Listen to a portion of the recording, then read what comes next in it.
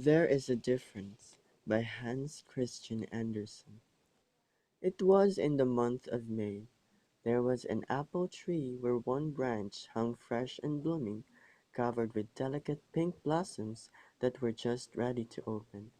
The apple tree branch knew well enough how beautiful he was, and the branch was not surprised when a nobleman's carriage stopped opposite to him on the road, and the young countess came out and said that an apple branch was the loveliest thing one could ever see, and the branch was carefully cut off the apple tree, and she held it in her delicate hand and sheltered it with her silk umbrella. Then they drove to the castle, where there were lofty halls and splendid apartments. Pure white curtains fluttered round the open windows, and beautiful flowers stood in shining transparent vases, and in one of these the apple branch was placed among some fresh light twigs of beech. It was charming to behold, but the branch became proud, and this was quite like human nature. People of various kinds came through the room, and according to their rank they might express their admiration.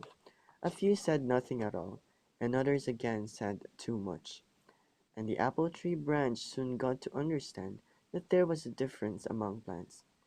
Some are created for beauty and some for use, and there is so much one can do without altogether, thought the apple branch, and as he stood just in front of the open window, he saw the flowers and plants outside and thought of them. "Poor despised herbs," said the apple branch. "There is certainly a difference, and how unhappy they must feel, if indeed that kind can feel like myself and my equals.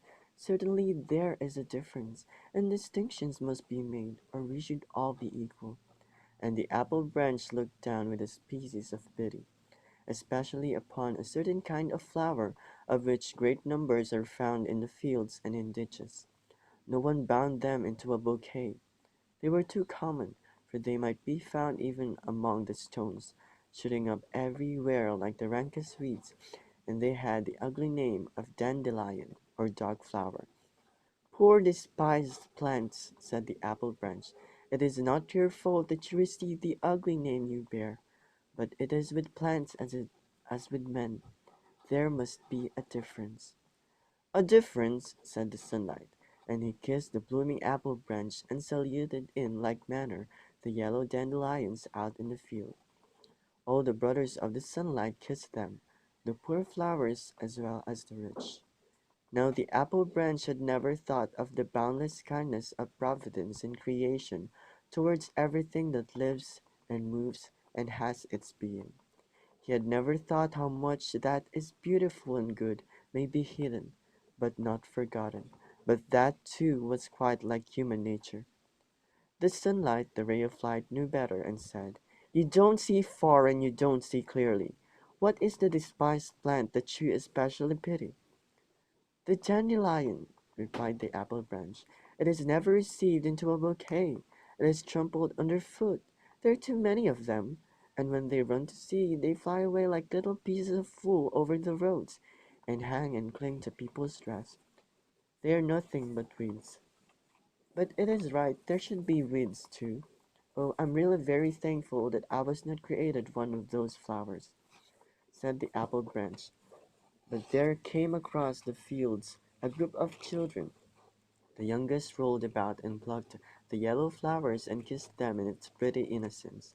The elder children broke off the flowers with their tall stalks, and made them into a necklace and then a scarf to hang over their shoulders and tie round their waists, and then a chaplet to wear on the head. The eldest children carefully gathered the stalks on which hung the white feathery ball. They held them to their mouths and tried to blow away the whole head at one breath. "Do you see?" said the sunlight. "Do you see the beauty of those flowers? Do you see their power?" "Yes, over children," replied the apple branch.